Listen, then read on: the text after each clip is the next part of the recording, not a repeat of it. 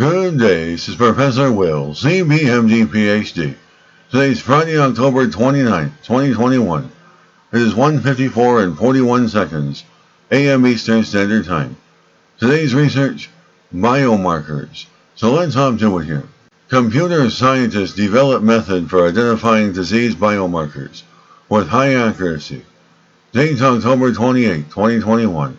Source, University of Waterloo. The experts have created a deep neural network that achieves 98% detection of peptides, features in the dataset. That means scientists and medical practitioners have a greater chance of discovering possible diseases through tissue sample analysis. And there are multiple existing techniques for detecting diseases by analyzing the protein structure of biosamples. Computer programs increasingly play a part in this process by examining a large amount of data produced in such tests to pinpoint specific markers of disease.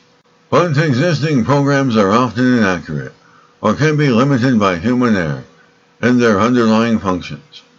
Researchers are working to make disease detection more accurate to provide healthcare practitioners with the best tools. Peptides are the chains of amino acids that make up proteins in human tissue. It is these small chains that often display the specific markers of disease.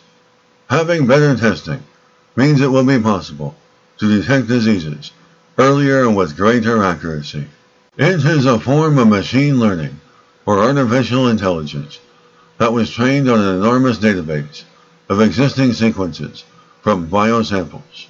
And other methods for disease biomarker detections usually have lots of parameters, which have to be manually set by field experts. But the deep neural network learns the parameters itself, which is more accurate.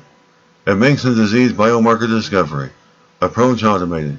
The new program is also unique in that it is not trained to only look for one kind of disease, but to identify the biomarkers associated with a range of disease, including heart disease, cancer, and even COVID-19.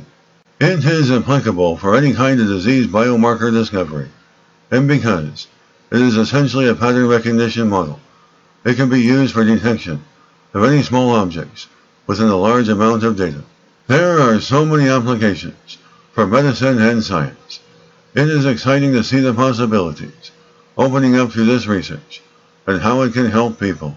Good day, says Professor Will, CBMD PhD, on microbiology, bioinformatics, and pathophysiology. This video was created for educational purposes only. Hope you enjoyed listening. Until next time, have a great day.